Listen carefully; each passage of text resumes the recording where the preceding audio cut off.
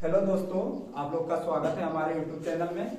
आज जो हम क्वेश्चन कराने वाले हैं वो एग्जाम से रिलेटेड है, जो कि 14 फरवरी को जो होने वाला है मैथ्स का एग्जाम, फर्स्ट सिटिंग और सेकेंड सिटिंग, उसमें 100% लड़ेगा। आप देखिए और ध्यान से देखते रहिए।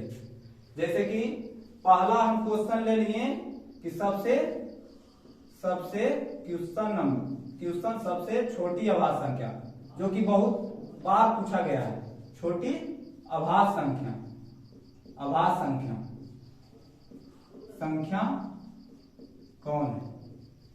कौन है या रहेगा कि निम्न में कौन है, ऐसा करके रहेगा। कौन है तो ये हो जाता है, ये होता है 2, और कभी कभी रहेगा समअभाज्य संख्या, तो एक ही को ये होता है 2 जो समअभाज्य है। बाकी सब जितना भी अभाज्य संख्या वो सब विषम होता है। अगर कह दे कि 1 से 50 तक के बीच कितनी अभाज्य संख्या है, तो 1 से 50 के बीच में 15 होता है, और 50 से 100 के बीच में 10 होता है। अगर टोटल पूछ दे कि आपके 1 से 100 के बीच में कितनी अभाज्य संख्या होता है, तो देखिए 15 और 10 कितना हो जाएगा 25। ए हो गया 25 टोटल। अगर कह दे क्वेश्चन आपका आ जाए कि पाई एक कैसा संख्या है, पाई एक कैसा संख्या, बहुत वीवीआई क्वेश्चन है, कैसा संख्या है। तो सीधा सीधी जब भी दिख जाए संख्या तो सीधा सीधी मानिए अपरिमेय संख्या,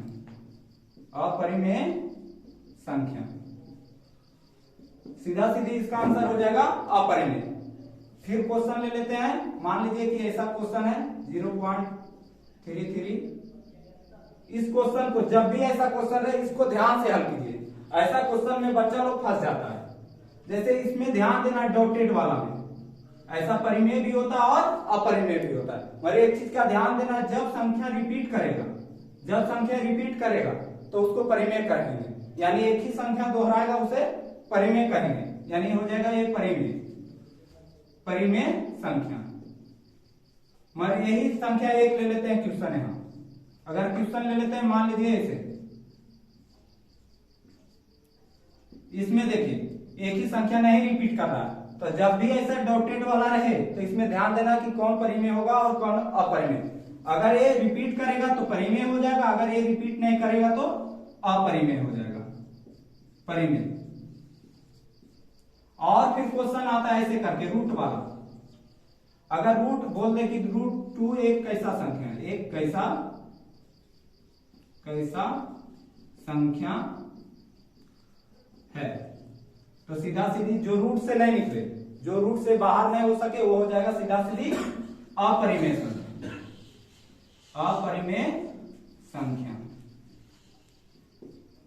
संख्या हो जाएगा। अब रह गया कि रूट के अंदर अगर ऐसा दे दिया क्वेश्चन कि निम्न में कौन शांत है, ये एकदम वीवीआई क्वेश्चन है। निम्न में कौन शांत आवर्ती है, बहुत बार पूछा गया है क्वेश्चन। ऐसा आता है शांत या अशांत। तो देखिए एकदम आसान सा तरीका है, एक बार समझ लीजिए, कभी नहीं भूलिएगा। सिर्फ एक बार इसका ट्रिक समझ लीजिए, फिर कभी नहीं भूलना। जैसे कोई भी संख्या दे दिया, मान लिए कि कोई संख्या दे दिया इसे, या फिर 2-4 संख्या ले लेते हैं। मान लीजिए कि ऐसे दे दिया, या फिर दे दिया कोई और संख्या ले लेते हैं। एकदम दिमाग में जाएगा, इसको छापना ना है, समझिए एकदम, सिर्फ शांति मन से देखते जाइए, एकदम 100 के 100 बना के आइएगा, ये मेरा वादा है। जैसे अगर कट रहा है संख्या तो पहले काट लेंगे, पहले अगर कट रहा है तो काट लें। 20 हो गया, देखिए 5 हो गया, ये हो गया 3। तो जो संख्या के हर के गुणनखंड में ये कितना आया, 1/20, ये आ गया 1/5, ये आ गया 1/3। अब हमें इसके हर से मतलब है, इसका हर का गुणनखंड करना है। तो तोड़िए, क्या हो गया 2, 2, 5। तो जिस संख्या के हर के गुणनखंड में 2, 5 हो, या फिर 2 हो, या सिर्फ 5 हो, तो वो शांत कहलाएगा। अगर 2 और 5 के अलावा कोई और संख्या आ गया तो अशांत हो जाएगा। जैसे कि ये देखिए 2 और 5 के अलावा अदर संख्या 3 है, तो ये हो जाएगा अशांत आवर्ती हो जाएगा। और ये क्या हो जाएगा, शांत। इसका दशमलव प्रसार शांत होगा, ये भी हो जाएगा शांत। जिस संख्या के हर के गुणनखंड में 2 और 5 रहेगा, या फिर 2 रहे या फिर 5, तो शांत कहलाएगा। अब आइए, जैसे एक और क्वेश्चन है जिससे पूछता है सभाज्य संख्या।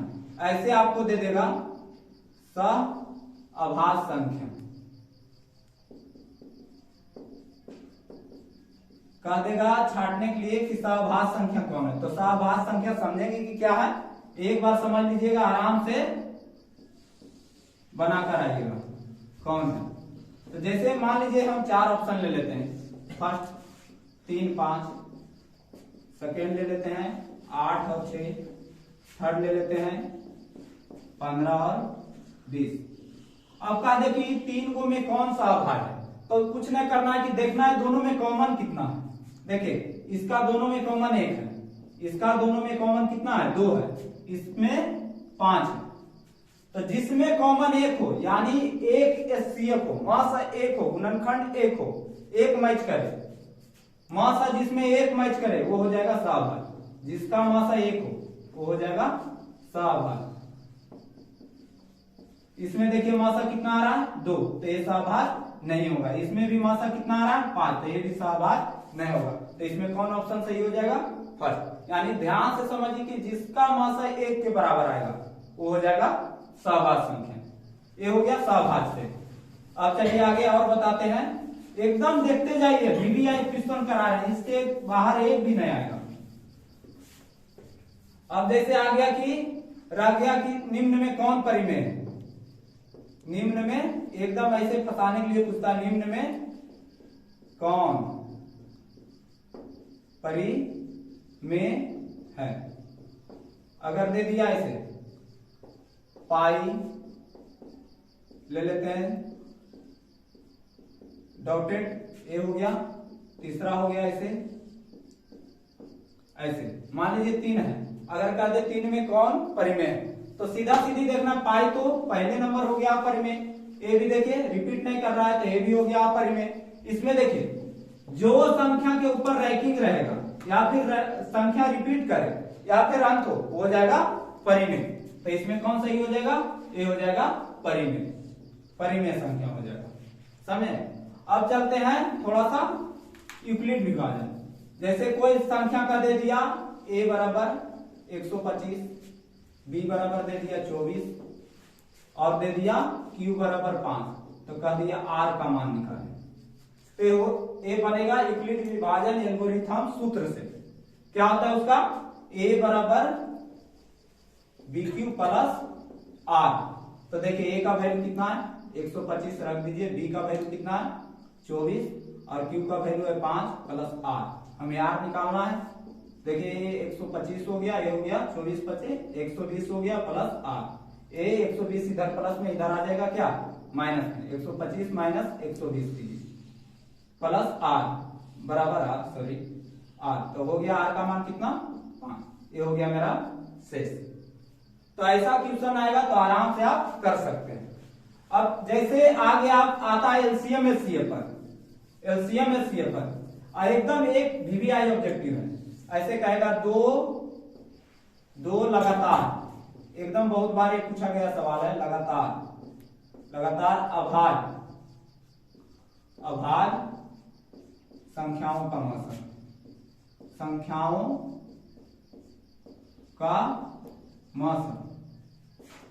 मौसा क्या होगा।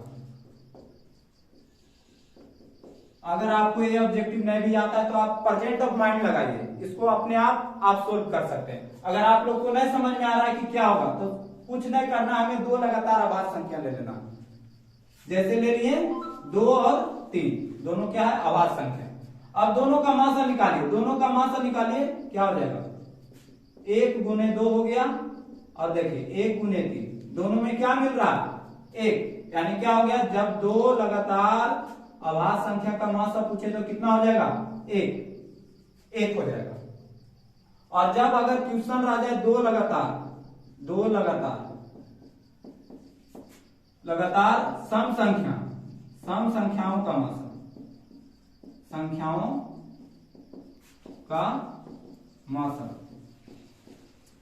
मासा क्या होगा, कुछ नहीं करना, दो ले लेना है लगातार, कोई भी सम संख्या ले लीजिए, जैसे ले लेते हैं 16 और 18। अब दोनों को तोड़ के देखिए 16 और 18, मासा निकालिए, क्या हो जाएगा 2 दूनी 4 दूनी 8 दूनी 16 हो गया। इसको तोड़िए 2 तिया 6 तिया के 18। अब देखिए दोनों में कौन मिल रहा है 2, यानी इसका एचसीएफ कितना हो गया 2, यानी कह सकते हैं दो लगातार सम संख्याओं का मासा क्या होगा 2। ऐसा ऑब्जेक्टिव हो गया। जब भी आएगा ऐसे एग्जांपल लेके भी हल कर सकते हैं, चाहे तो आप डायरेक्ट भी याद कर सकते हैं, समझे। अब आते हैं मासा पे। मासा से एचसीएफ एक वीवीआई फार्मूला है, एकदम बहुत एग्जाम में बार पूछ चुका है। ऐसे करके रहेगा एलसीएम ए बी बराबर होता है ए गुने बी। ए हो गया पहली संख्या, बी हो गया दूसरी संख्या। अगर हमें मान लीजिए कि ए बी मालूम है और कह दिया एचसीएफ निकालने, और तो हो जाएगा एचसीएफ बराबर ए गुने B by LCM A B. इस नियम से भी बना सकते हैं। जैसा कि एक एग्जांपल ले लेते हैं, एग्जाम में आवे एकदम तुरंत बनाइए। जैसे ले लेते हैं एचसीएफ 16 और 24 बराबर 8, तो कहा देगा एलसीएम 16 24 क्या होगा। कितनी बच्चा को पता रहेगा कि इसमें तो पहली संख्या और दूसरी संख्या दिया ही नहीं, मगर ये ध्यान दीजिए कि इसके अंदर ही मेरा है पहली संख्या और दूसरी संख्या, इसी के अंदर है मेरा। इन्हें खोजिए कि पहली संख्या कहाँ है दूसरी संख्या कहाँ है। जब भी ऐसा है तो देखिए इसी के अंदर मेरा पहली संख्या और ये दूसरी संख्या, इसको ए का मान हो जाएगा 16 और बी का मान हो जाएगा 24। तो हमें निकालना है क्या एलसीएम, तो एलसीएम बराबर क्या हो जाएगा एलसीएम 16 18 बराबर हो जाएगा। जब भी रहे क्या हो जाएगा ए गुने बी, ए बी हो जाएगा, ए का मान हो गया 16 और बी का मान 24। और एचसीएफ 16 और 24। अब देखिए हो जाएगा एलसीएम 16 18 बराबर क्या हो जाएगा 16 गुने 24, और इसका मान कितना दे रखा है मेरा 8। अब काट दीजिए, हो गया 8 दूनी 16 और ये हो गया 24 दूनी 48। ये हो गया सब्जेक्टिव बनाने के लिए। अब हम आपको ऑब्जेक्टिव बनाने के लिए सिखाते हैं। ये हो गया सब्जेक्टिव आएगा तो भी बना सकते हैं, ऑब्जेक्टिव भी बना सकते हैं, मगर उस टाइम अगर आपको समय कम है तो कोई भी नियम से आप बना सकते हैं एलसीएम, आंसर उतना ही आएगा। चाहे तो आप ऐसे करके भी बना सकते हैं, ऑब्जेक्टिव बना कम समय लेने के लिए आप ऐसे भी बना सकते हैं, उतना ही आएगा। देखिए गुना कीजिए 8 दूनी 16 तिया 48। आप चाहे तो इस नियम से भी बना सकते हैं, उस टाइम समय कम बचने पर इसका भी उपयोग कर सकते हैं, मगर जब लॉन्ग आ जाए तो आप ऐसे बनाइए, इस रूप से बनाइए, आपको नंबर मिलेगा। ऐसे बनाइएगा नंबर नहीं मिलेगा, समझे। तो ये एक फार्मूला को एकदम ध्यान में रखिए, बहुत सारा क्वेश्चन इस पर आता है। अगर आ गया एग्जाम में तो फट से बना दीजिएगा। इस फार्मूला को याद रख लीजिए, और एक यूक्लिड विभाजन वाला भी इसे भी याद रख लीजिएगा। इस पर भी बहुत बार पूछा गया और ये फार्मूला भी बहुत बार पूछा, तो इसको भी नोट कर लीजिएगा और इसको भी नोट कर लीजिए, समझे। अब देखिए एकदम वीवीआई क्वेश्चन जो हमेशा पूछता है, 2 नंबर में भी ऑब्जेक्टिव में भी आता है, बहुत बार पूछा गया सवाल है। देखिए बताते हैं, जैसे गुणनखंड विधि भी बना सकते हैं एलसीएम एचसीएफ। अब देखिए जैसे कि बोल दे कि 140 को अभाज्य गुणनखंड के रूप में व्यक्त करें। एकदम वीवीआई सवाल है, तो क्या करना है, कुछ नहीं करना है। 140 ये 2 नंबर में भी आता है, ऑब्जेक्टिव में भी आता है। जैसे आ गया, कुछ नहीं करना है, इसका गुणनखंड तोड़ देना है। क्या हो जाएगा 2 दूनी 4 25 20 7 4 हो गया, ये तोड़ दिए 140 का।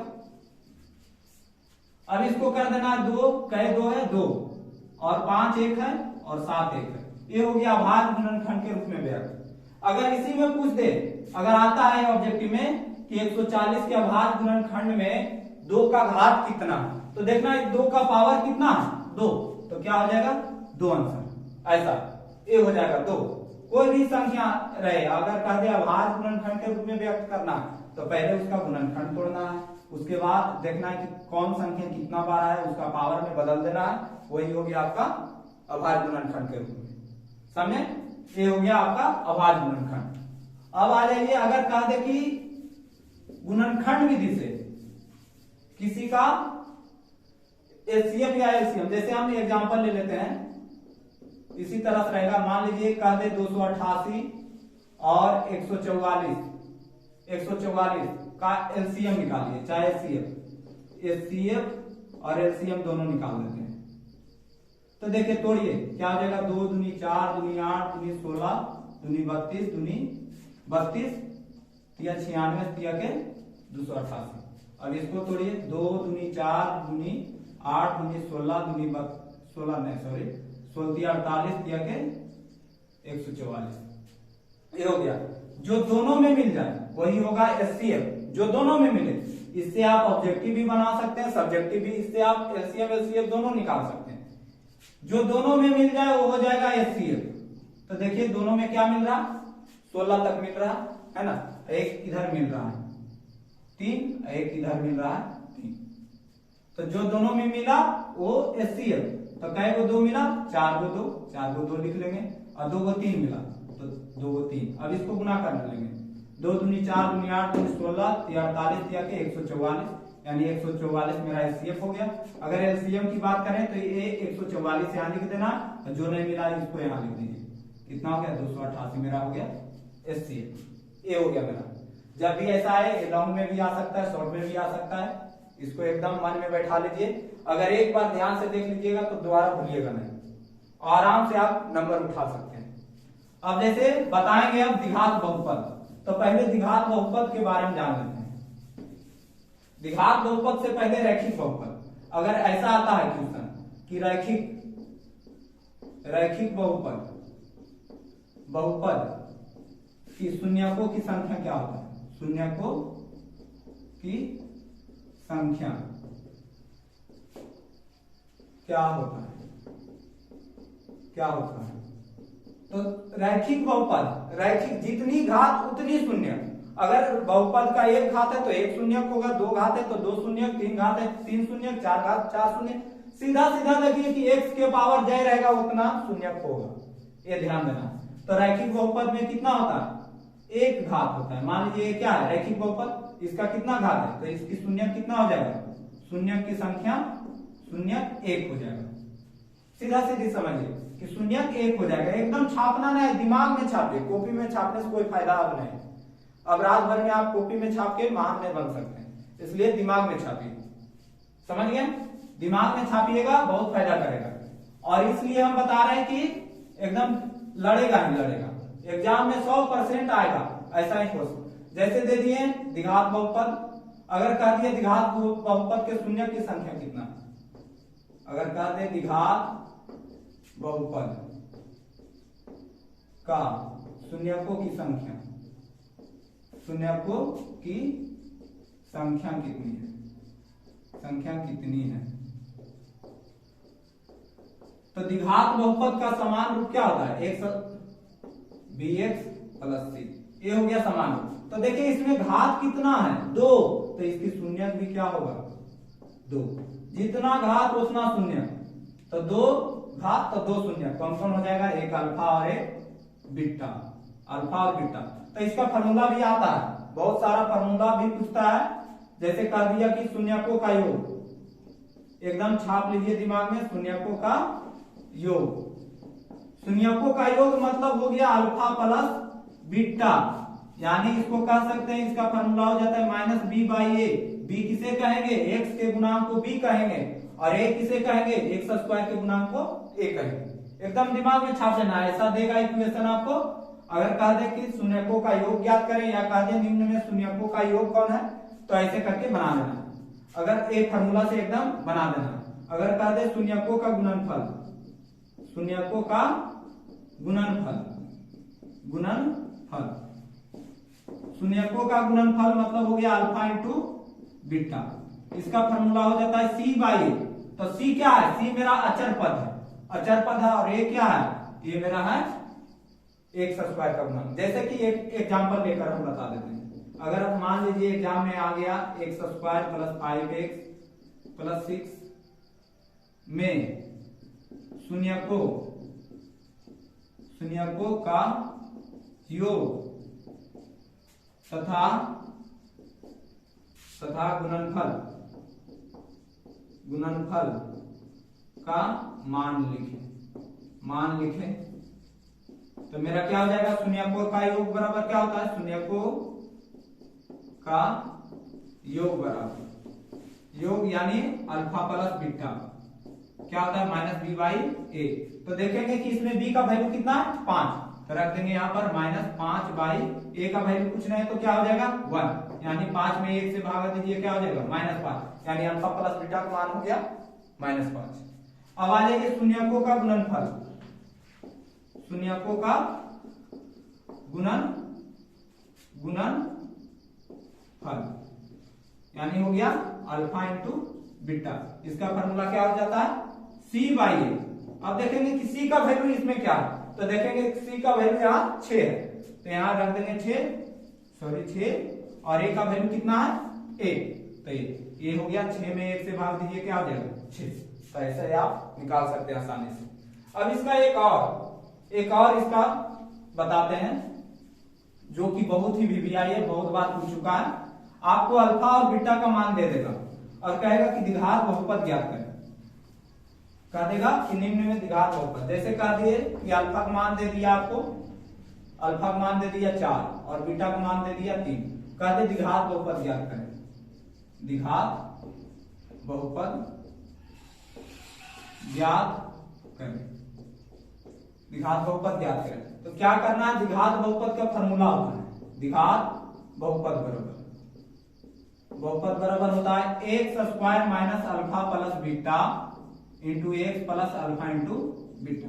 कुछ नहीं करना है, अल्फा का जो मान दिया जहां अल्फा वहां रख देंगे, बीटा का मान दिया जहां रख देंगे, और यहाँ पर भी रख देंगे। देखिए x square minus alpha plus beta, तो अल्फा का मान है 4 और इसका मान है 3, यहाँ x plus alpha into beta, alpha का मान 4 और बीटा का मान 3, एक क्या हो गया देखिए एक्स स्क्वायर, अब देखिए 4 और 3 7x और 4 3 12, एकदम आसानी से निकल गया मेरा द्विघात बहुपद, ये हो गया एकदम आसानी से।